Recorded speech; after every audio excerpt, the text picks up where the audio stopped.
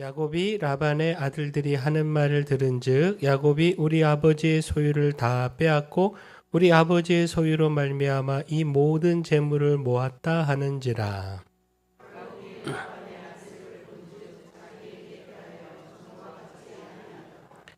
여호와께서 야곱에게 이르시되 내 조상의 땅 내 족속에게로 돌아가라 내가 너와 함께 있으리라 하신지라.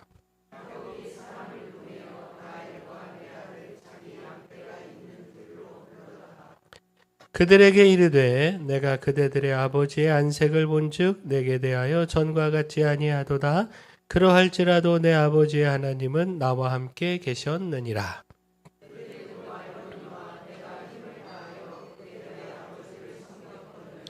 그대들의 아버지가 나를 속여 품삯을 10번이나 변경하였느니라. 그러나 하나님이 그를 막으사 나를 해치지 못하게 하셨으며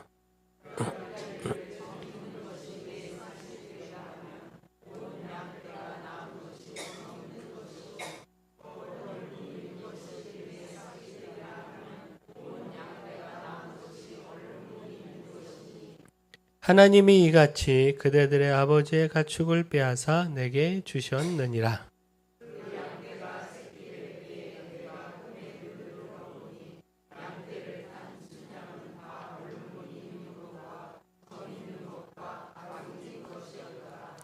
꿈에 하나님의 사자가 내게 말씀하시기를 야곱아 하기로 내가 대답하기를 여기 있나이다 하매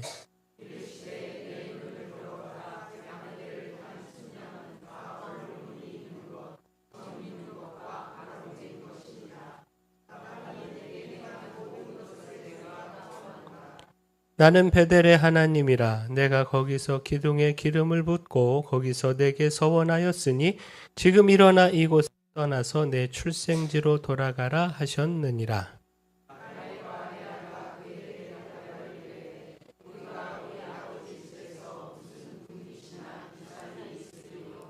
아버지가 우리를 팔고 우리의 돈으로 다 먹어버렸으니 아버지가 우리를 외국인처럼 여기는 것이 아닌가.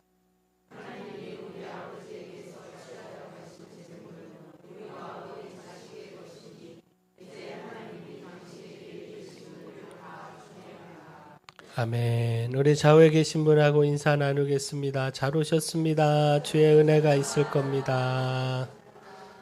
네, 한 번 더 인사할까요? 맥체인 합시다. 네, 우리 연말에 시상하기로 했는데 열심히 읽고 계시죠? 할렐루야. 네, 우리 한 번 더 기회를 드려야 되겠네요. 자, 이탈리아 밀라노의 교회에 한 부인이 들어와서는 뒤편에 앉아 고개를 숙여 통곡을 했습니다. 시간이 한참 지나도 이 부인의 울음소리, 흐느끼는 소리가 멈추지 않았습니다. 밀라노의 주교가 흐느끼는 이 부인의 어깨를 토닥거리면서 물었습니다. 부인, 뭐 어려운 일이 있으신가요? 감독님, 제 아들이 하나님의 구원을 받아야 하는데 그만 이단 만이교에 빠지고 말았습니다. 어떻게 하면 좋습니까? 이 부인은 다시 흐느껴 울었습니다. 그때 이 주교는 그 부인에게 이런 유명한 말을 했습니다. 부인, 기도하는 어머니가 있는 자식은 결코 망하지 않습니다. 자, 기도하는 어머니가 있는 자녀는 망하지 않는다. 이게 정말 정답이지 않겠습니까? 이 주교의 말 우리가 귀 기울여 우리 가슴에 새겨야 하지 않겠습니까? 자, 이와 같은 조언을 해준 당시 밀라노의 주교는요, 서방교회 정통신학을 확립하고 4대 서방교부 중에 한 사람으로 불리는 암브로시우스 감독이고, 또 여기 매일 성전을 찾아와 자녀를 위해 흐느껴 울던 이 부인은 모니카이고, 또 이 모니카가 눈물 흘리며 기도했던 자녀는 바로 성 어거스틴입니다. 서구 철학이 플라톤 철학의 일련의 주석이라면 서구 신학은 어거스틴 신학의 일련의 주석이다 라고 이야기할 만큼 교회사에서는 없어서는 안 될 위대한 업적을 남긴, 큰 족적을 남긴 어거스틴입니다. 그 젊은 시절 세상 향락에 빠지고 또 이단 마니교에 빠져서 방탕한 삶을 살았던 이 어거스틴은 결혼도 하지 않고 아이까지 낳았던 이 어거스틴은요. 이 어머니의 기도로 결국 회심하게 됐고 또 교회사에서 큰 인물이 될 수 있었다라는 겁니다. 더욱이 젊은 시절 그가 빠졌던 이 이단의 공격으로부터 그 교회를 지키는데 누구보다 큰 공헌을 했습니다. 자, 어거스틴은요, 어머니 모니카에 대해서 이렇게 기도를 했습니다. 하나님, 제가 하나님 아버지의 아들이 되었다면 그것은 오직 아버지께서 제게 이런 어머니를 주셨기 때문입니다.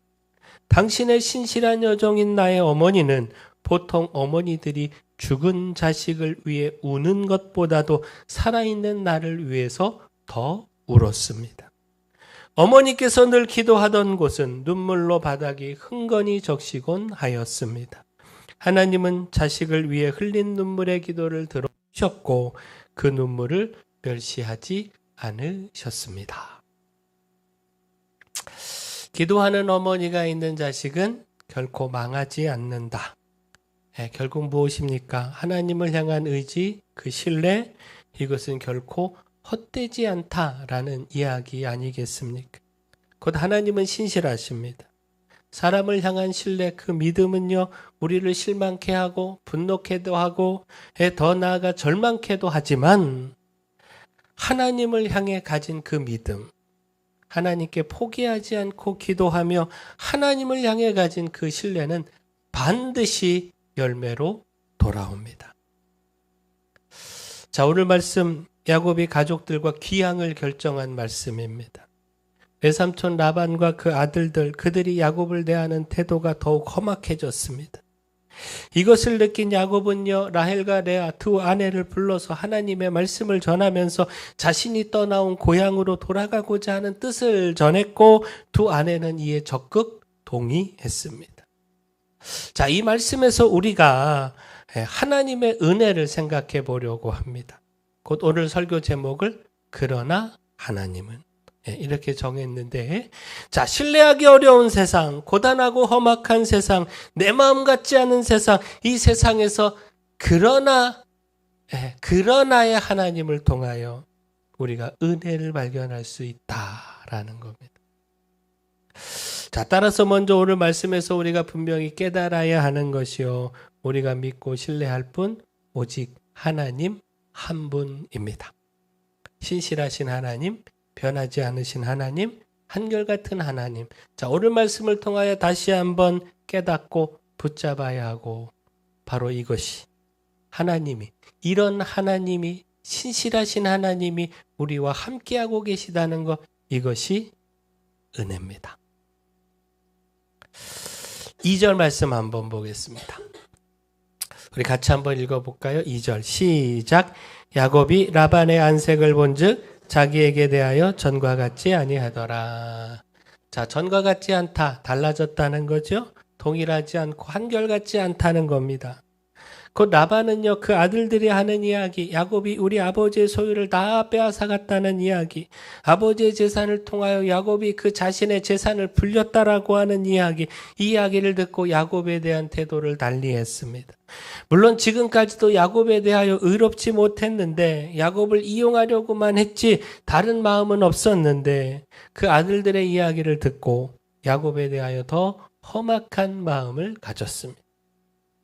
사실 야곱이 그 재산을 모으기까지 그 나름대로 수고하며 애썼는데, 또 외삼촌 라반의 양을 치면서 지금까지 외삼촌 라반이 보인 그 태도에, 그 불의함에 야곱 그 자신도 할 말이 참 많을 텐데, 그리고 무엇보다 어찌됐든 지난주 살폈던 것처럼 외삼촌 라반의 재산이 야곱 그 자신으로 인하여 이렇게 많이 늘고 부유하게 됐는데, 그 자신의 수고, 자신의 노력은 생각하지도 않고, 또 외삼촌 라반 스스로 잘못한 것은 돌아보지도 않고 야곱 그 자신만을 향하여 험악하게 대하며 안색이 변하니 야곱 입장에서는 참 억울했을 겁니다. 자, 바로 여기서 그 사람은 결코 믿고 신뢰할 대상이 아님을 깨달아야 하고, 따라서 다시 한번 오직 우리가 믿고 신뢰할 분 하나님 한 분임을 잊지 말아야 한다라는 겁니다. 곧 5절 말씀 보면 자, 그들에게 이르되 내가 그들의 아버지의 안색을 본즉 내게 대하여 전과 같지 아니하도다. 그러할지라도 내 아버지 하나님은 나와 함께 계셨느니라. 자, 여기서 하나님께서 나와 함께 하셨다라고 하는 것에서 신실하신 하나님, 한결같으신 하나님, 이런 하나님을 깨달을 수 있지 않습니까? 자, 외삼촌 라반은요, 안색이 전과 다를 만큼 변했지만 하나님은 변함이 없으셨다. 변함없이 나와 함께 하셨다는 겁니다. 노숙했던 베델, 그곳에서 주신 말씀, 그 약속, 이것 지키시며 변하지 않으셨다. 그때나 지금이나 한결같이 그 신실함을 보여주셨다라는 겁니다. 바로 이런 하나님이, 그 하나님의 신실하심이, 그 신실하신 하나님이 나와 함께 하심이 은혜입니다. 우리가 이 은혜 바로 깨닫기를 소원합니다. 이사야 33장 7절 8절 말씀입니다. 보라, 그들의 용사가 밖에서 부르짖으며 평화의 사신들이 슬피곡하며 대로가 황폐하여 행인이 끊어지며 대적이 조약을 파하고 성읍들을 멸시하며 사람을 생각하지 아니하며. 자, 유다가 아수르와 맺은 이 평화 조약, 이것이 파기되자 사신들이 눈물로 돌아와 탄식했다, 통곡했다라고 하는 말씀입니다. 곧 유다는요, 아수르의 평화의 사신들을 보냈습니다. 아수르의 공격을 피하고 평화 조약을 맺고자 힘을 썼습니다. 이 조약에 소망을 두었습니다. 근데 이 소망을 가졌던 조약이 깨졌다는 겁니다. 아수르가 유다와 맺기로 한 이 조약을 일방적으로 파기해버린 겁니다. 이로 인해 유다는요, 대제국 아수르의 침공을, 그 두려움의 현실을 눈앞에 두게 된 겁니다. 그래서 사신들이 울고 탄식했다라는 겁니다. 자, 결국 무엇입니까? 인간이 세운 외교나 협정, 이런 것들은요, 한순간에 파괴될 수 있습니다. 그만큼 사람은요, 신실하지 못합니다. 신뢰할 수 없습니다. 그러나 우리 하나님은 절대적으로 믿고 신뢰할 수 있습니다. 우리를 신실함으로 구원하실 분 여호와 하나님이십니다. 이러한 하나님의 신실함이 은혜입니다. 곧 이사야 33장 22절, 그 조약의 파기로 인하여 절망하고 있는 유다를 향하여 이사야 선지자가 외치고 있는 말씀. 자, 우리 같이 한번 읽어볼까요? 시작. 대저 여호와는 우리 재판장이시요 여호와는 우리에게 율법을 세우시니요 여호와는 우리의 왕이시니 그가 우리를 구원하실 것임이라. 아멘. 자, 오늘 말씀 7절을 한번 보겠습니다. 7절. 그대들의 아버지가 나를 속여 품삯을 10번이나 변경하였느니라. 그러나 하나님이 그를 막으사 나를 해치지 못하게 하셨으며. 자, 외삼촌 라반의 불의함과 하나님의 신실하심을 비교하여 볼 수 있는 말씀입니다. 자, 품삯을 10번이나 변경했다. 자, 여기서 열은 단순히 숫자 10, 횟수 10번을 이야기하는 것으로 이해할 수 있지만, 그러나 또한 이것은 그만큼 많았다는 것, 결핍하면 자신에게 유리하도록 수없이 이 계약을 바꾸고 또 바꿨다는 것, 이것을 뜻하는 것으로 이해해 볼 수 있습니다. 그 사람은 자기 이득에 따라서 얼마든지 약속을 깨트립니다. 약속이 자신의 이익이 우선이 되곤 합니다. 그러나 하나님은 약속이 우선입니다. 신실하심으로 그 약속을 반드시 지키십니다. 약속이 이루어질 수 없는 그런 상황도 초월하여 그 약속을 지키십니다. 우리 사람에게는 자신에게 있는 이득, 자신의 욕심, 이것이 우선이 되지만 하나님은 그 모든 상황을 초월하여 약속이 우선이 됩니다. 곧 외삼촌 라반의 불의함 가운데서 품삯을 자기에게 유리하도록 10번이나 변경하는 가운데서 야곱은요, 그 재산을 모으는 것이 불가능에 가까웠습니다. 자, 근데 8절, 9절 말씀 보면, 자, 이거 같이 한번 읽어볼까요? 8절, 9절 시작.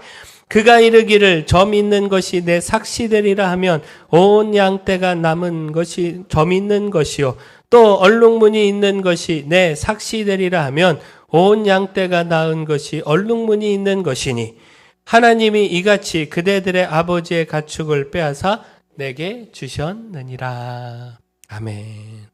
하나님께서 라반의 불의함을 이기고 야곱에게 풍성한 재산을 주셨다라는 겁니다. 라반은 자기 욕심 따라 그렇게 10번이나 자신에게 유리하도록 품삯을 바꿨지만 그때마다 하나님께서 야곱을 도우셔서 그 불의함과 상관없이 야곱을 축복하셨다는 겁니다. 변경된 품삯으로 야곱이 가축을 얻을 수 있도록 그렇게 역사하셨다라는 겁니다. 자, 결국 무엇입니까? 여기서 깨달아야 하는 것이요. 우리가 사람이 아닌 하나님을 신뢰하며 그 약속을 붙잡으면 그 어려운 환경, 불가능하게 보이는 환경, 그런 환경이랄지라도 하나님을 믿고 신뢰하며 하나님의 약속 바라보면 그 약속은 하나님이 이루십니다. 신실하신 하나님이 반드시 이루십니다. 그리고 이것이 은혜입니다. 하나님이 그 약속을 신실함으로 이루어 주시는 것, 이것이 은혜입니다. 곧 하나님께서 야곱에게요, 라반의 그 불의함을 이기고 축복을 주신 것, 바로 베델에서의 약속 때문이지 않습니까? 내가 너를 지키고 돌보고 축복할 것이다. 그 루스라고 불렸던 곳, 야곱이 노숙하다가 하나님을 만난 곳, 그래서 야곱이 그곳을 베델이라고 부른 곳, 거기서 하나님께서 약속하시지 않았습니까? 바로 그 약속대로 이루신 겁니다. 아무리 상황이 어려워도 불가능해 보여도 하나님은 그 상황을 이기고 그 약속을 이루신다라는 겁니다. 따라서 불의한 세상에서 결코 온전히 신뢰할 수 없는 그 어느 사람에게 신뢰의 무게를 둘 것이 아니라 절대적으로 하나님만 신뢰하며 붙잡고 의지하기를 소원합니다. 하나님의 약속 절대적으로 붙잡아 그 어떤 상황도 이기고 이루어 주시는 하나님의 축복 누리기를 축원합니다. 자, 마지막 오늘 말씀에서 보게 되는 은혜. 자, 라반과 같이 불의한 세상, 신뢰할 수 없는 사람들, 그러나 신뢰할 수 있는 하나님, 바로 그 하나님이 우리와 함께 하신다는 것이 은혜고, 또한 자기 욕심, 자기 이득을 위하여 얼마든지 속이고 바꾸고 깨트리는 세상, 그런 사람들 속에서 그 모든 불의한 환경을 이기고 약속을 이루시는 하나님, 우리가 붙든 약속을 신실함으로 놀라움으로 이끌어 주시는 하나님, 그 하나님께서 약속을 이루어 주심이 은혜이고, 그리고 마지막 하나 더, 그 하나님을 의지하며 약속을 붙들고 살아가는 삶에서 나를 지지해 주는 사람들, 가족들, 내게 힘이 되어주는 가족들, 곧 하나님께서 내게 붙여준 사람들, 바로 이 사람들이 은혜입니다. 오늘 야곱을 한번 보십시오. 고향을 떠나서 밧단 아람 외삼촌 라반의 집에서 라반의 가축을 치면서 참 외로운 삶을 살아야만 했습니다. 라반도 또 라반의 아들들도 이 야곱을 이용하려고만 했지 그를 가족으로 대하지 않았습니다. 더욱이 최근 안색이 변한 라반, 그의 따가운 시선을 받아야만 했습니다. 이런 야곱이 하루하루 참 외롭고 어려운 삶 살아가지 않았겠습니까? 그러나 하나님이 야곱 편이 되어주셨고, 그렇게 야곱이 그 하나님을 바라보며 힘을 냈을 텐데, 자, 근데 또 하나, 그의 아내들, 그가 여기서 이룬 가족들, 바로 이들이 야곱에게 힘을 내게 해주는 또 하나의 원천이지 않았겠느냐라는 겁니다. 그 16절 말씀 한번 보십시오. 하나님이 우리 아버지에게서 취하여 가신 재물은 우리와 우리 자식의 것이니 이제 하나님이 당신에게 이르신 일을 다 준행하라. 자, 야곱이요, 라헬과 레아 두 아내를 불러서 그간의 모든 사정을 이야기하고 또 하나님께서 주신 말씀을 이야기하자 하나님이 그렇게 말씀하셨으니 그 말씀대로 다 준행하십시오. 이 두 아내는 야곱의 뜻을 존중하며 지지해 주었다라는 겁니다. 자, 이 두 아내, 사실 외삼촌 라반의 딸이지 않습니까? 그러니 야곱이 아니라 아버지 라반의 편을 들 수도 있는 것 아니겠습니까? 만약 그랬다면 야곱이 참 더 외롭고 참 힘들었을 텐데 이 두 아내는 야곱을 지지하며 야곱 편이 되어 야곱에게 힘이 되어 주었습니다. 바로 이 두 아내로 인하여 더 나아가 그 자식들로 인하여 야곱이 외로움을 이기고 힘을 내지 않았겠습니까? 변함없이 신실함으로 함께 하신 하나님, 그리고 그 하나님의 말씀 안에서 야곱을 믿어주고 지지해주고 격려해주는 가족들, 바로 이런 가족들이 있다는 것이 야곱에게 은혜 아니었겠습니까? 자, 오늘 말씀을 대하면서 우리 교회, 가족 공동체를 이루고 있는 우리 교회를 생각해 보았습니다. 우리 교회가 함께 하시는 하나님, 의지하고 바라보고 그 약속 붙들며 그 말씀에 귀를 기울여 그 방향을 정하고 또 우리 모두가 그 방향에 그 결정에 한 마음으로 한 뜻으로 힘을 모으고 또 이를 통해 서로를 지지하며 격려해가는 교회, 서로에게 힘이 되는 교회 되어야 하지 않겠습니까? 우리가 교회 안에서 서로를 바라보면서 내가 장로님 때문에, 내가 권사님 때문에, 내가 집사님 때문에, 우리 권찰님, 우리 성도님 때문에 내가 힘이 납니다. 내가 다시 일어설 소망이 있고 웃음이 있습니다. 내가 참 행복합니다. 아멘. 할렐루야. 이런 고백들이 오가야 하지 않겠습니까? 저는 우리 장로님들 때문에 행복합니다. 할렐루야. 늘 감사하고 마음을 다해서 존경을 합니다.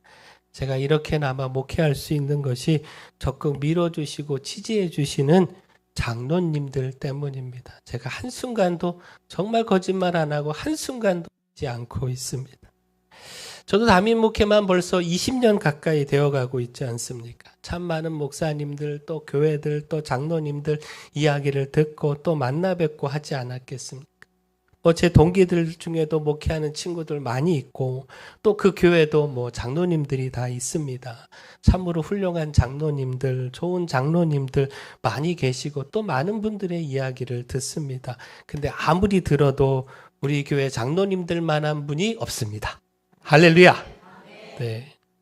지난주 지방에 임원 수련회 있었습니다. 우리 김수진 집사님 고향인 거제에서 진행을 했습니다.